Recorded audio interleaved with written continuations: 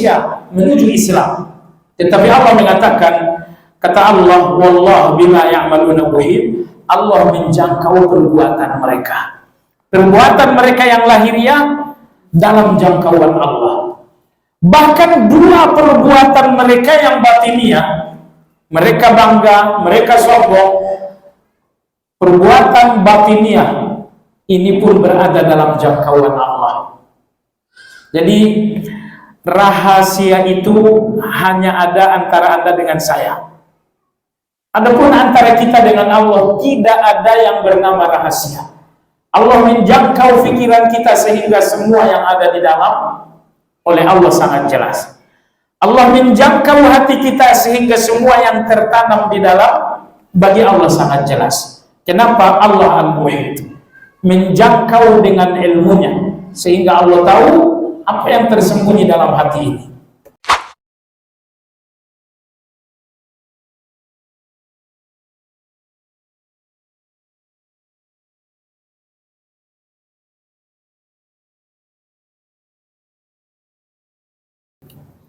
Assalamualaikum warahmatullahi wabarakatuh.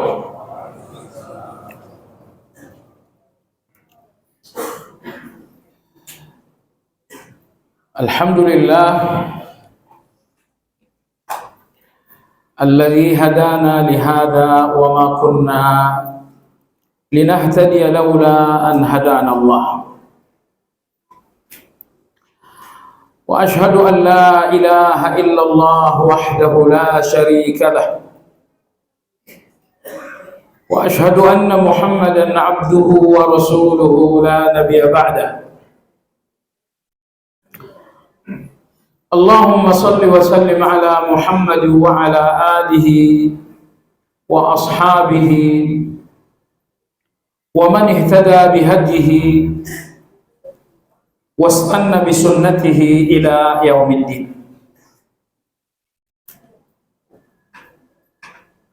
Ya ayyuhalladzina amanu taqullaha haqqa tuqatih wa la tamutunna illa wa antum muslimun. Kaum muslimin wal muslimat rahimakumullah, kajian Asmaul Husna malam ini memasuki pembahasan pada nama Allah yang ke-68, yaitu Al-Muhit,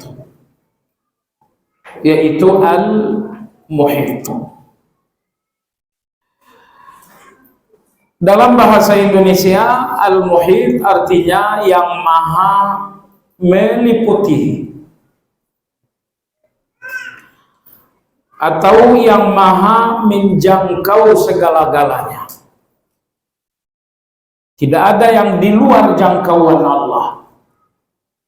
Semuanya berada dalam jangkauan Allah, karena Allah maha meliputi segala-galanya. Sudah sejak lama kita bicara 4 nama Allah dalam surat Al-Hadid pada ayat nomor 3. Huwal awwalu wal akhiru wal zahiru wal batinu wallahu bikulli syai'in alim. Dialah Allah yang maha awal dan maha akhir. Dialah Allah yang maha tinggi lagi maha dekat. Keempat nama ini dalam keterangan ulama kita mengenai Allah maha meliputi. Allah meliputi segala waktu karena dia adalah al-awwal wal akhir. Dan Allah meliputi segala tempat karena Allah maha tinggi dan dia pun maha dekat. Jadi ada ihatah zamaniyah, bahwa Allah maha menjangkau segala waktu dan zaman. Itulah al-awwal wal akhir. Kemudian ada al-ihatah al-makaniyah, bahwa Allah menjangkau segala ruang. Itulah al-zahir wal batin. Allah Maha tinggi, tidak ada sesuatu pun di atas Allah.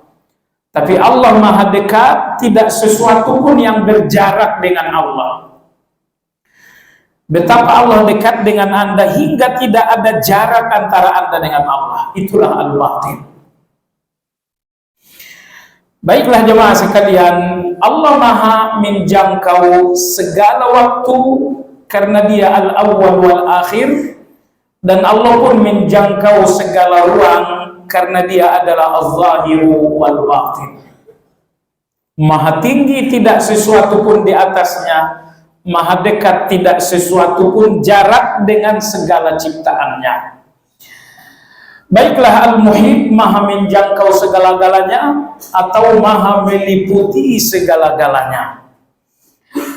Al-Quranul Karim menyebutkan Al-Muhit sebanyak 8 kali.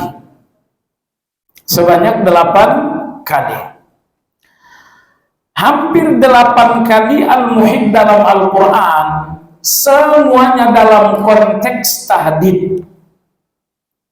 Semuanya dalam konteks mengancam. Ambil contoh misalnya pada ayat 19 dalam surat Al-Baqarah, Allah berfirman, Wallahu muhitum bil kafirin. Dan Allah Maha meliputi, Allah Maha menjangkau orang-orang kafir. Jadi nama muhit dalam ayat ini dihubungkan dengan al-kafir. Ayat 120 surat Ali Imran menyebutkan al-muhit hubungannya dengan orang-orang munafik. In tamsaskum hasanatun tasu'u wa in tusibkum sayyi'atun yafrahu biha wa in tasbiru wa tattaqu la yadurrukum kaiduhum syai'a innallaha bima ya'maluna muhit. Apabila kalian dalam keadaan buruk, mereka akan berbahagia. Tapi kalau kalian dalam keadaan baik, mereka akan gelisah. Seandainya kalian bersabar dan menjaga ketakwaan, niscaya segala makar-makar mereka tidak akan membahayakan kalian. Sesungguhnya Allah Maha menjangkau dan Maha meliputi segala perilaku mereka. Anda lihat dalam ayat ini penyebutan al-muhit dalam konteks tahdid, ancaman, karena ayat ini berbicara tentang orang-orang munafik. Ambil contoh lagi misalnya surat Al-Anfal ayat 47. Allah Subhanahu wa taala berfirman, "Wa la takunu kalladzina kharaju min diyarihim bataran wa ria'an nas wa yasudduna an sabilillah wallahu bima ya'maluna muhit." Kalian orang-orang yang beriman, janganlah seperti orang-orang kafir. Mereka keluar ke medan perang dalam rangka bataran, sombong, wari'aan nas, dan rangka berbangga-bangga kepada manusia, wa yasudduna an sabilillah, dan tujuan mereka berperang adalah untuk menutup jalan menuju Allah. Wallahu bima ya'maluna muhit, dan Allah Maha menjangkau segala perilaku mereka. Jadi tidak ada perilaku mereka di luar jangkauan Allah. Dimanapun mereka berperilaku buruk, Allah menjangkau perilaku tersebut. Perilaku buruk yang mereka lakukan di tengah malam, semua manusia tidak tahu, Allah menjangkau. Baik, jadi itulah beberapa ayat yang menyebutkan al-muhit. Kesimpulannya, dalam Al-Quran nama al-muhit sebanyak 8. Hampir semuanya atau bahkan semuanya adalah sebuah ancaman, karena dihubungkan dengan orang kafir atau dihubungkan dengan orang-orang munafik. Baik jemaah sekalian yang saya hormati, mayoritas ulama menafsirkan al-muhit, Maha meliputi dan Maha menjangkau, dalam hubungannya dengan dua nama Allah, yaitu kekuasaan dan ilmu. Allah Maha meliputi dengan kekuasaannya. Allah Maha menjangkau dengan kekuasaannya. Nomor dua, Allah Maha menjangkau dengan ilmunya. Allah menjangkau dengan ilmu, maka tidak satu pun peristiwa yang Allah tidak tahu. Gak ada satu peristiwa sekecil apapun yang Allah tidak tahu. Surat Abasa, ketika Nabi kita memalingkan wajah dari seorang buta, di samping memalingkan wajah, Nabi kita pun bermuka masam. Abasa wa tawalla. Dia bermuka masam dan dia berpaling. Muka masam itu peristiwa yang sangat kecil, tapi lihatlah bagaimana ilmu Allah menjangkau segala peristiwa. Sekedar Nabi kita bermuka masam, ternyata ilmu Allah menjangkaunya. Maka Allah mengatakan abasa. Peristiwa yang kedua, watawalla. Nabi kita berpaling dari Abdullah bin Ummi Maktum. Berpaling itu pun satu perbuatan yang kecil. Tidak perlu meloncat untuk berpaling. Anda hanya perlu memutar sedikit kepala, Anda telah berpaling. Peristiwa sekecil itu pun ada dalam jangkauan ilmu Allah. Maka Allah Maha menjangkau dengan ilmunya, dalam pengertian segala peristiwa ada dalam jangkauan ilmu Allah. Sehingga ilmu Allah itu ada di setiap tempat. Maka tidak ada peristiwa yang tidak terjangkau oleh ilmu Allah. Yang kedua tadi, Allah Maha menjangkau, Maha meliputi dengan kekuasaannya. Yang artinya kekuasaan Allah ini menjangkau segala-galanya. Anda jangan berpikir bisa melakukan satu kejahatan di luar jangkauan Allah. Nah, kalau polisi misalnya, Anda bisa melakukan satu kejahatan di luar jangkauan polisi, di luar jangkauan manusia. Tetapi jemaah sekalian, kekuasaan Allah menjangkau segala-galanya. Dimanapun satu kejahatan dilakukan, kekuasaan Allah akan menjangkau kejahatan itu.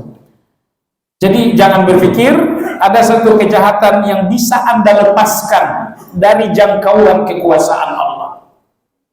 Karena kekuasaan Allah itu menjangkau segala kejahatan dan keburukan dimanapun berada. Jadi rata-rata ulama kita menafsirkan Al-Muhit, Maha menjangkau dengan kekuasaannya dan dengan ilmunya.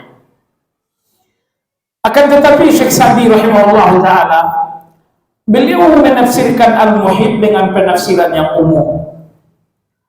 Allah Subhanahu wa ta'ala Maha menjangkau dengan segala sifat-sifatnya. Allah Maha menjangkau dengan kekuasaannya. Allah Maha menjangkau dengan ilmunya. Allah Maha menjangkau dengan kemahadekatannya. Baik jemaah sekalian yang saya hormati, dan menafsirkan Al-Muhit, Maha menjangkau, dengan penafsiran yang umum lebih tepat daripada membatasinya hanya dalam dua pengertian. Maha menjangkau dengan ilmu, Maha menjangkau dengan kekuasaan, ini terlalu sempit. Jadi yang tepat, Allah Maha menjangkau dengan segala nama-namanya. Allah Subhanahu wa ta'ala Al-Muhit, Maha menjangkau karena tidak ada yang membatasi Allah Subhanahu wa ta'ala. Banyak hal yang Anda tidak bisa jangkau karena keterbatasan Anda. Tetapi Allah yang sempurna dalam segala-galanya, maka Allah tidak terbatasi dengan apapun. Tidak terbatasi dengan apapun, makanya Allah menjangkau segala-galanya. Cuma sekalian yang saya hormati, dalam bahasa Arab kadang-kadang ahata bihi artinya adalah istaula alaihi. Saya menjangkau fulan dalam arti kata saya menguasai fulan. Sehingga Al-Muhit bisa juga berarti yang Maha menguasai. yang maha menguasai karena menjangkau segala-galanya. Baiklah jemaah sekalian yang saya hormati, itulah mengenai penafsiran Al-Muhit. Berikutnya mari kita lihat beberapa ayat yang menyebutkan Al-Muhit. Walaupun tadi sudah kita sampaikan beberapa ayat, kita sebutkan beberapa ayat lagi. Tadi pada ayat 47 surat Al-Anfal ini berbicara tentang orang-orang beriman dalam perang Badar dan orang-orang kafir dalam perang Badar. Jemaah sekalian yang saya hormati, Anda tahu bahwa kaum muslimin dalam perang Badar meninggalkan Madinah menuju Badar bukan dengan niat untuk berperang. Akan tetapi tujuan kaum muslimin ke Badar adalah untuk mengambil harta benda mereka yang disita di Mekah. Mereka ingin mengambil ganti dari kafilah dagang Quraisy yang akan melewati Badar. Dan itu katakanlah semacam ganti rugi. Kekayaan kaum muslimin mereka ambil alih di Mekah. Nah sekarang kekayaan mereka akan melewati Badar. Nabi memerintahkan para sahabat untuk mengambil ganti rugi. Jadi keberangkatan para sahabat dari Madinah ke Badar tidak ada niat berperang, hanya berniat untuk mengambil ganti rugi kekayaan mereka yang diambil alih oleh orang-orang Makkah. Karena tidak ada niat berperang, tidak ada rencana berperang, sehingga jumlah kaum muslimin sedikit. Persenjataan mereka pun sederhana. Tetapi pada Allah dalam perjalanan menuju Badar, ternyata Allah ingin agar kaum muslimin mengubah niat. Niat mengambil ganti rugi sekarang dirubah menjadi niat berperang. Dan tidak tanggung-tanggung yang akan dihadapi ini pasukan yang jumlahnya nyaris 1000 dengan senjata yang sangat lengkap. Mereka adalah pasukan Abu Jahal. Mereka adalah pasukan Abu Jahal. Kaum muslimin jumlahnya sedikit, senjata-senjatanya pun sederhana. Tetapi orang-orang Quraisy pasukannya banyak, senjata-senjatanya pun sangat lengkap. Nah akhirnya tibalah malam hari terjadi perang Badar. Apa yang dilakukan oleh orang-orang kafir dan apa yang dilakukan oleh orang muslim? Kedua belah pihak sesungguhnya sama-sama takut. Ya, orang-orang Islam, kaum muslimin takut bahwa besok akan terjadi pertumpahan darah. Besok akan terjadi bunuh-membunuh. Tentu manusiawi seorang muslim tetap takut. Dan orang kafir pun sesungguhnya takut. Karena besok mungkin hari di mana istri akan menjadi janda. Esok mungkin hari di mana anak-anak akan menjadi anak yatim. Kedua belah pihak sama-sama takut. Karena tidak ada orang yang nggak takut terhadap kematian. Maka saya katakan jemaah sekalian, di antara bukti manusianya kita, bahwa kita semuanya memiliki rasa takut. Tidak ada orang setinggi apapun jabatan yang nggak memiliki rasa takut. Fir'aun, meski beliau berada di level kekuasaan tertinggi saat itu, tapi coba lihat betapa ia sangat takut terhadap kelahiran bayi dari Bani Israel yang akan mengakhiri kekuasaannya. Jadi dengan demikian di antara bukti betapa lemahnya manusia, bahwa tidak ada manusia yang tidak memiliki rasa takut. Baik. Lantas apa yang dilakukan oleh orang-orang Quraisy untuk menghilangkan rasa takut itu? Mereka berdansa sepanjang malam sambil minum-minum khamar. Mereka telah menyiapkan dan membawa artis-artis ibu kota mereka ke Badar. Sehingga malam harinya berjoget, dangdut sepanjang malam sambil minum minuman keras.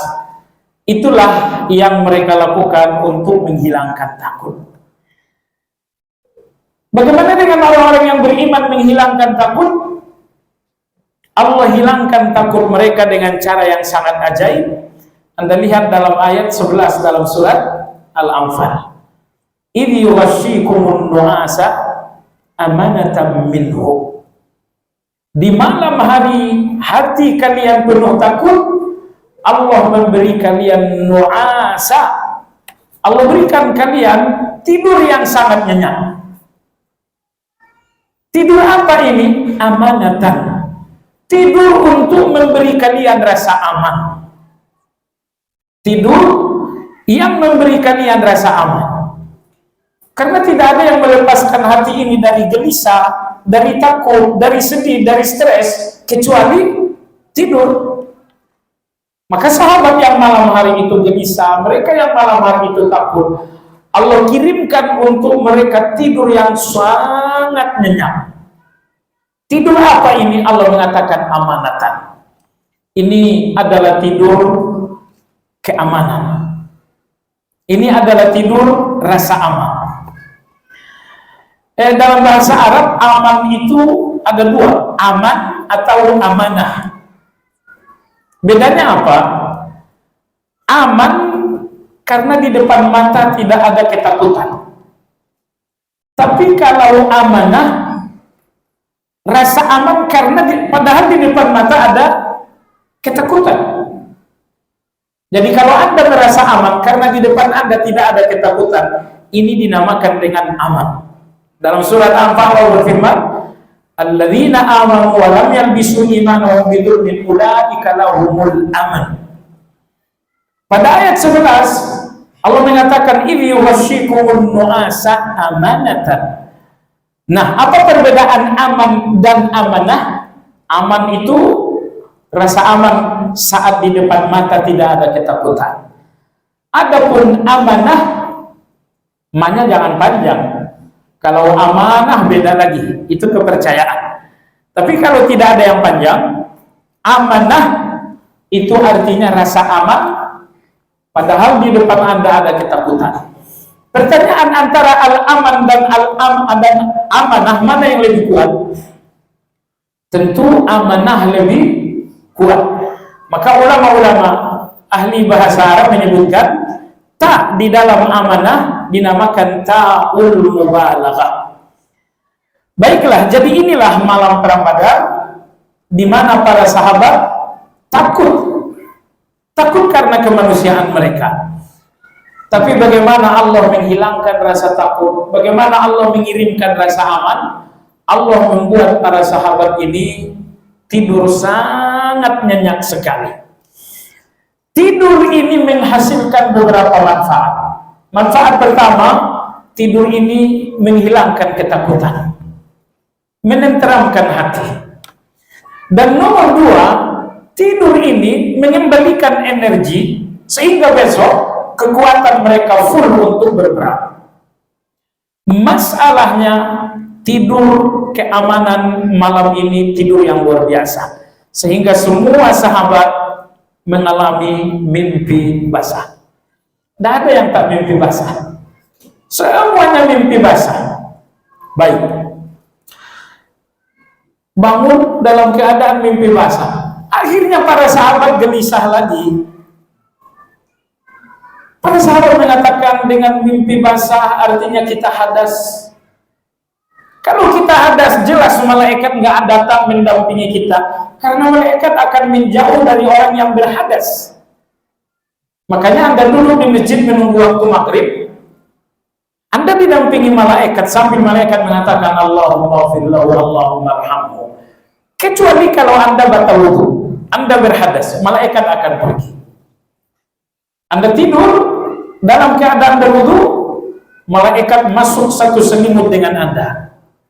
Tapi begitu batal wudu, malaikat pergi, tidak mau lagi satu selimut dengan Anda. Jadi para sahabat ini ketika di pagi hari mereka terbangun dalam keadaan mimpi basah, muncul kegelisahan. Malaikat nggak akan ada yang mendampingi dengan hadas. Ini muncul kegelisahan. Untuk kegelisahan yang kedua, Allah pun mengirimkan lagi rasa aman. Rasa aman yang kedua ini apa? wa yunazzilu 'alaikum minal sama'i ma'an, maka Allah menurunkan untuk kalian hujan. Allah turunkan hujan. Hujan ini turun dengan 3 tujuan. Tujuan pertama, liyutahhirakum bihi, agar hadas kalian menjadi suci. Kalian tidak perlu takut lagi malaikat tak datang karena kita hadas. Nah, sekarang mandilah, hujan telah turun.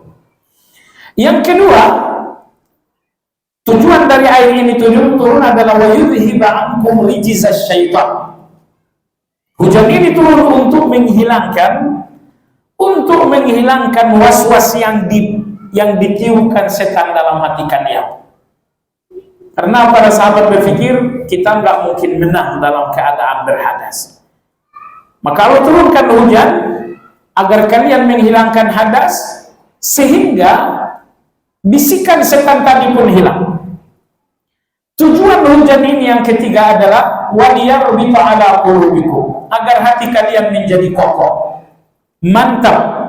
Tujuan hujan yang keempat adalah wayuthabbita bihil aqdam, agar besok kaki kalian dan kaki kuda kalian tidak ada yang terpeleset.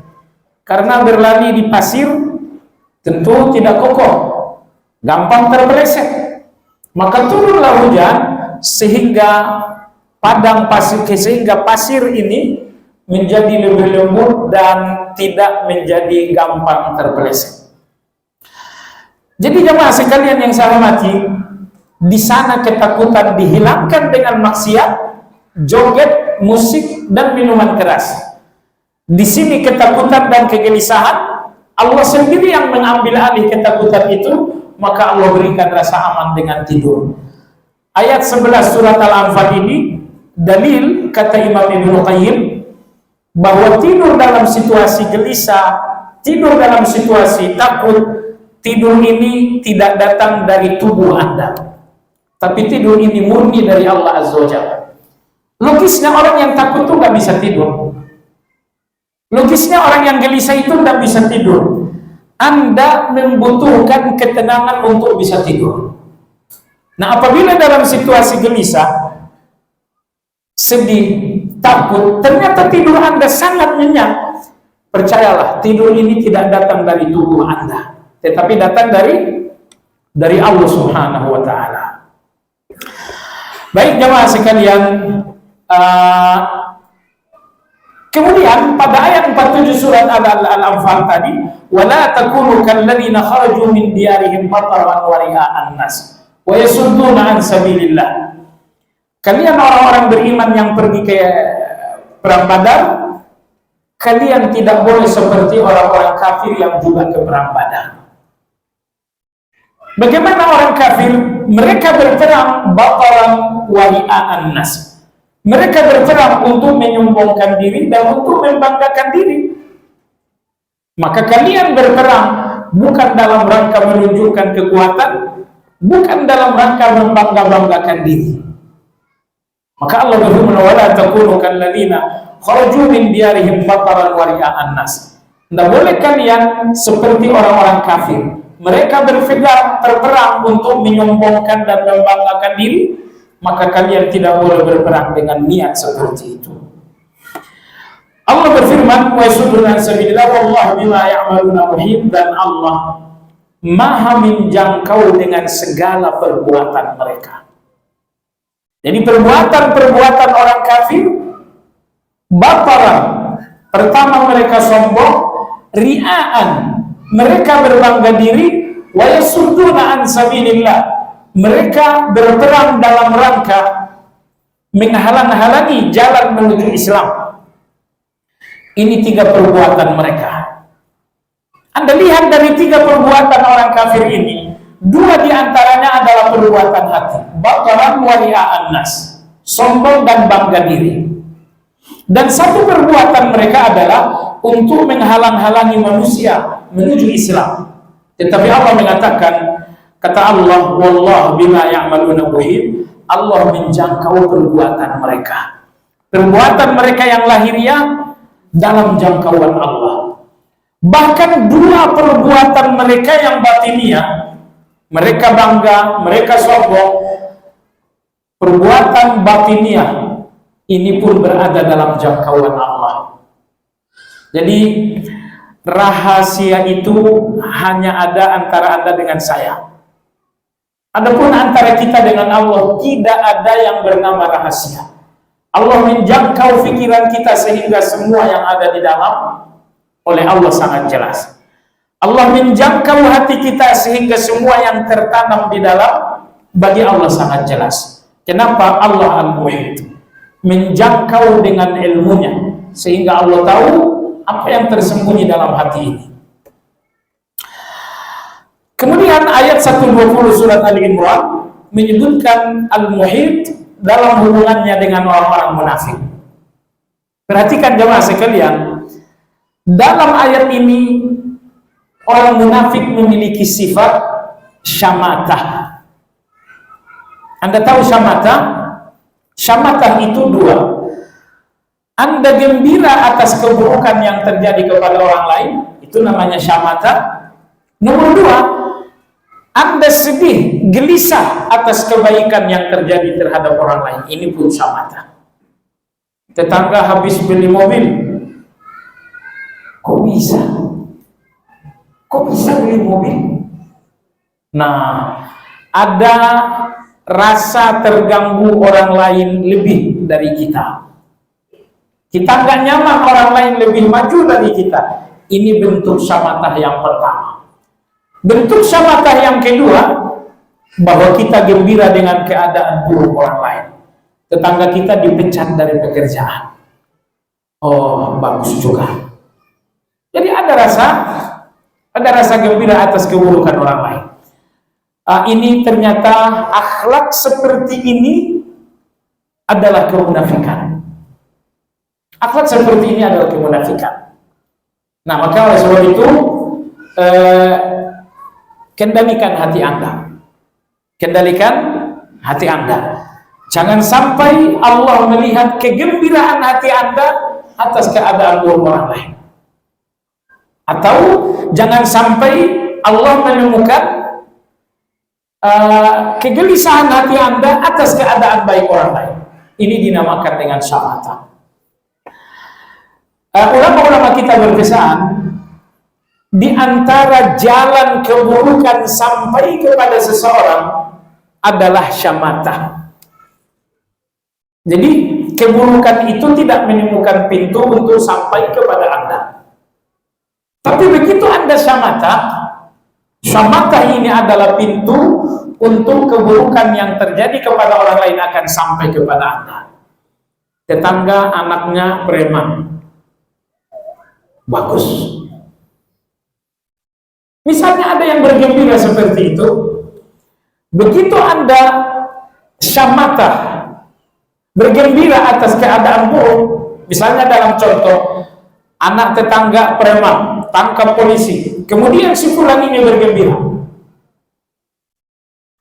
Gembira Anda atas keadaan buruk akan menjadi pintu bagi keburukan itu sampai kepada Anda. Cepat atau lambat, anak Anda 1, 2, atau 3 akan menjadi preman dengan keadaan yang tidak beda dengan orang tersebut.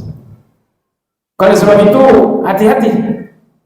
Hati-hati jemaah sekalian, bahwa syamatah kita mengundang bencana. Jadi, siapapun yang Anda tahu dalam keadaan buruk, berikan kegelisahan. Dan siapapun yang Anda tahu dalam keadaan baik, turunlah bergembira. Gembira Anda untuk kegembiraan orang lain, gelisah Anda untuk keadaan buruk orang lain, merupakan bukti bahwa hati Anda adalah hati yang sangat bening. Bahwa hati Anda adalah hati yang sangat bersih. Ayat 120 surat Al-Imran, Allah berfirman, "In tansaskum hasanatun tasu'uhum." Apabila kalian dalam keadaan baik, munafik-munafik ini akan gelisah. Wa in tusibukum sayyi'atun yafrahu biha, tapi kalau kalian dalam keadaan buruk, mereka akan gembira. Itu munafik. Allah berfirman, "Wa in tasbiru wa tattaqu la yadurrukum kaiduhum syai'a."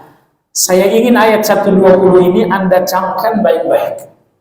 Allah katakan, di belakang kalian begitu banyak makar orang-orang munafik.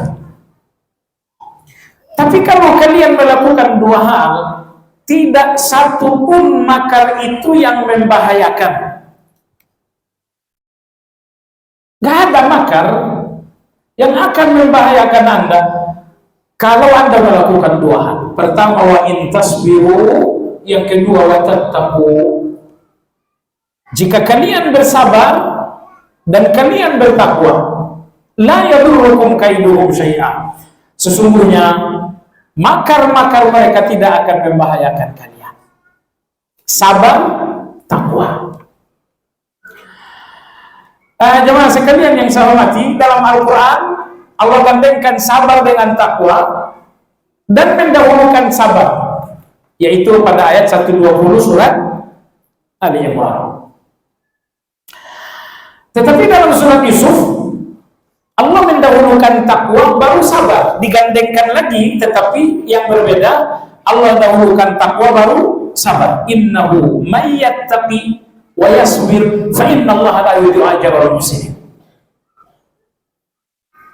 Jadi dalam surat Ali Imran sabar dulu baru takwa.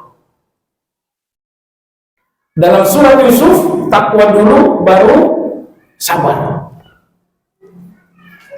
Keduanya sama, cuman urutannya yang berbeda. Apa yang membedakan A dan B?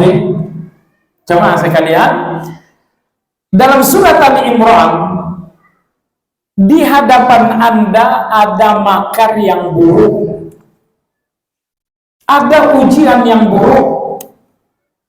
Apabila di depan Anda ujian yang buruk, hadapi dengan sabar nomor 1, takwa nomor 2.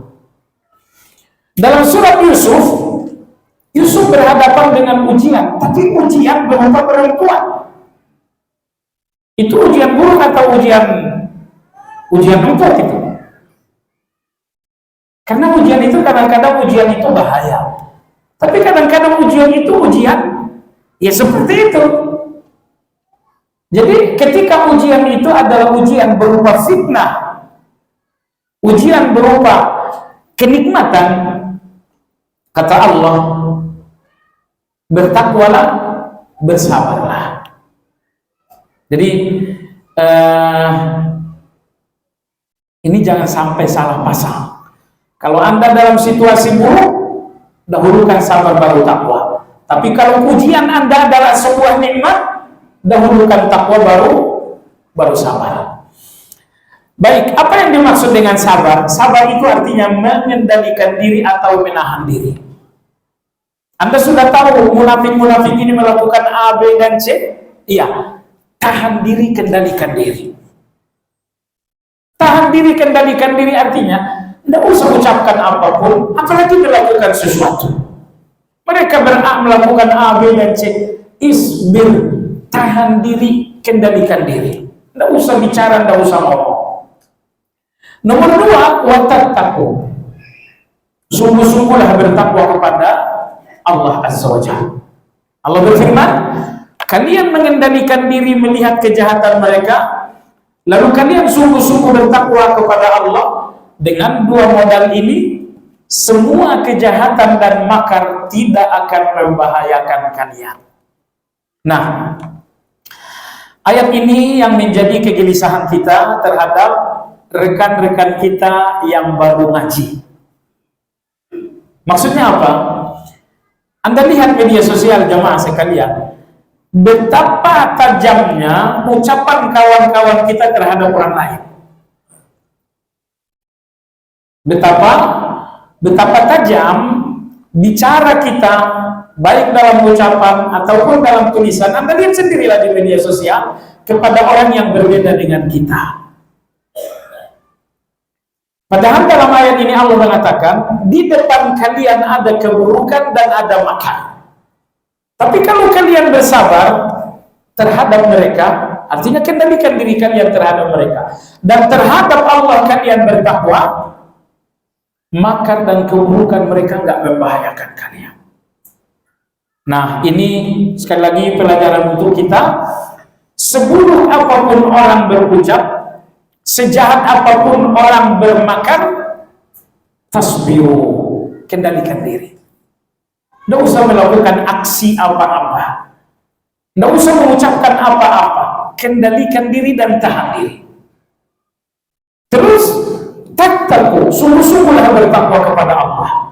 Anda lihat mereka, berikan sabar. Anda lihat Allah, berikan takwa. Anda melakukan dua hal ini, semua keburukan di depan Anda nggak akan terjadi. Makanya dakwah kita ini insya Allah baik-baik saja, dengan catatan kita mengendalikan diri. Alhamdulillah dakwah ini sedang maju. Alhamdulillah sedang maju. Sudah barang tentu ada orang yang cemburu, ada orang yang dengki. Anda tahu dengki dan kecemburuan itu keburukan, tapi Allah telah memberikan jaminan semua keburukan-keburukan, makar-makar tidak akan menjadi bahaya kalau kalian bersabar terhadap mereka dan bertakwa kepada Allah Azza wa Jalla. Ayat ini nggak akan meleset. Allah berfirman, Innallaha bima ya'maluna muhit. Sesungguhnya Allah Maha menjangkau perbuatan mereka. Kejahatan yang mereka rencanakan untuk kalian, kejahatan itu dalam jangkauan Allah. Tapi kalian lakukan dua hal. Jemaah sekalian yang saya hormati, itulah dua ayat yang menyebutkan nama Allah Al-Muhit. Adapun keimanan kita, ibadah kita terhubung dengan nama Al-Muhit. Yang pertama dan yang kedua adalah al-khasyatu wal-haya. Rasa takut dan rasa malu. Kalau Allah menjangkau Anda, tentu Anda takut. Allah menjangkau Anda, tentu Anda malu. Di kamar sendirian, tak ada yang melihat. Anda punya kebebasan untuk melihat apa saja melalui handphone, tapi Allah menjangkau Anda saat ini. Allah menjangkau Anda dengan ilmunya, Allah menjangkau Anda dengan pandangannya, Allah menjangkau Anda dengan kekuasaannya. Maka hal ini membuat Anda malu. Semua orang meninggalkan dosa. Orang meninggalkan dosa hanya karena tiga hal. Tidak ada yang keempat. Hanya tiga hal. Dan insya Allah setelah azan.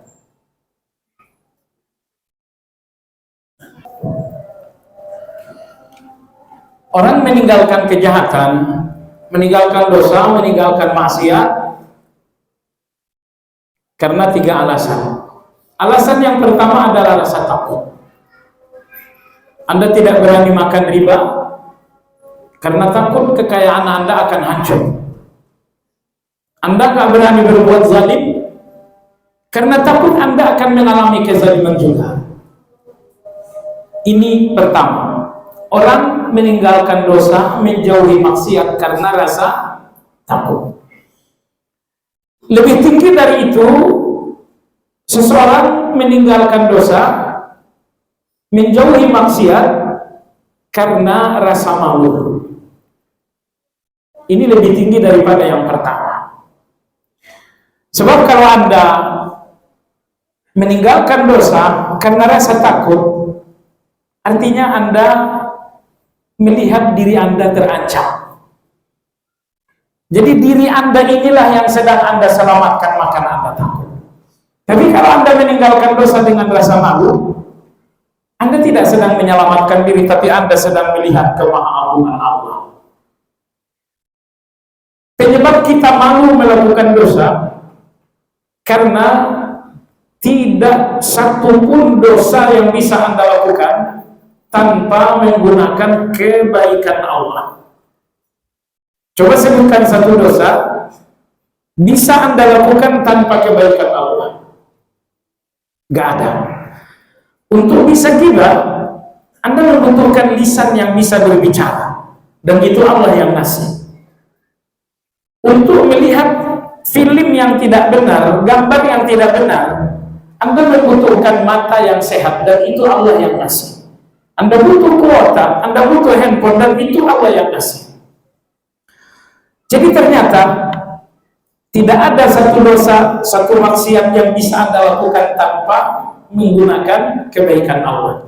Nah, inilah rasa malu itu. Rasa malu bahwa kita akan menggunakan kebaikan Allah untuk melawan Allah. Analoginya begini, Anda punya seorang anak, betapa perlunya untuk selalu komunikasi dengan anak. Maka Anda pun membelikan handphone kesukaan anak supaya dia mudah dihubungi. Misalnya Anda berikanlah handphone yang harganya mahal. Tapi semenjak Anda belikan handphone, sampai hari ini udah sebulan, anak Anda nggak bisa ditelepon sama sekali. Gimana rasanya? Oh, kesal sekali kita jemaah sekalian. Nah, tentu perilaku kita kepada Allah, perilaku dosa kita kepada Allah lebih dari itu. Allah yang memberikan mata ternyata digunakan untuk melawan Allah dan seterusnya. Kemudian penyebab kedua, malu kepada Allah dalam melakukan dosa karena Allah melihat, karena Allah maha dekat, karena Allah maha hadir, karena Allah maha mendengar, maha mengetahui. Nah, ini semua juga membuat Anda rasa malu dalam melakukan dosa. Penyebab ketiga, kata Ibnu Qayyim rahimahullah, inilah penyebab teragung meninggalkan dosa. Apa itu? Cinta kepada Allah Subhanahu wa ta'ala. Bahwa Anda mencintai Allah sehingga hati Anda hilang keberanian untuk melawan Allah Subhanahu wa ta'ala. Ada apa antara cinta dengan menjauhi dosa? Jemaah sekalian, di dalam cinta yang jujur tidak ada pengkhianatan. Karena cinta yang jujur itu isinya hanya kesetiaan. Allah suruh sholat, Anda setia. Allah larang melihat yang haram, Anda setia. Di dalam cinta yang jujur hanya ada setia dan tidak ada pengkhianatan. Maka kalau kemudian Anda mengaku cinta, tapi Anda pun bermaksiat, ini cinta abal-abal. Ini cinta dusta. Ini cinta murahan. Ini bukan cinta yang jujur. Anda mengaku cinta, tapi di dalam cinta itu Anda berkhianat. Allah katakan jangan melakukan dosa, Anda melanggar. Allah mengatakan hendaklah kalian memaafkan orang lain, ternyata Anda memilih untuk dendam. Walau kana hubbuka shadiqan la ata'tahu, li'anna al-muhibba liman yuhibbu muti'u. Cinta yang dibangun di atas kejujuran akan membuat Anda loyal dan taat. Karena tidak ada pecinta yang khianat kepada yang dia cintai. Maka oleh sebab itu jemaah sekalian, setiap kali Anda akan melakukan satu dosa, kembalilah ketiga hal ini. Apa saya tidak takut dosa ini jadi malapetaka? Nomor dua, malulah. Subhanallah, Anda akan melakukan dosa, malulah dengan keimanan Anda. Anda akan melakukan dosa, malulah dengan Al-Quran yang Anda bacakan pagi dan sore. Pagi sore Anda membaca Al-Quran dan hari ini Anda akan berdosa. Malu dengan Al-Quran yang Anda bacakan. Malulah dengan iman yang ada dalam dada Anda. Nomor tiga, begitu Anda akan bermaksiat, katakan kepada diri Anda, haruskah saya berkhianat kepada Allah SWT? Baik jemaah sekalian, maka nama Allah Al-Muhit, maha menjangkau. Di kamar manapun Anda akan melaksanakan usaha, Allah menjangkau Anda. Anda sadar Al-Muhit, Allah maha menjangkau seluruh perilaku perbuatan, bahkan Allah menjangkau isi pikiran Anda. Dari makna Al-Muhit ini muncullah rasa malu kita kepada Allah kalau sampai Allah menjangkau kita dalam dosa. Baik, demikian kajian kita malam ini. Semoga bermanfaat. Kita sudahi dengan zikir kafaratul majlis. Subhanakallahumma wa bihamdika asyhadu an la ilaha illa anta astaghfiruka wa atubu ilaik. Alhamdulillahirabbil alamin. Assalamualaikum warahmatullahi wabarakatuh.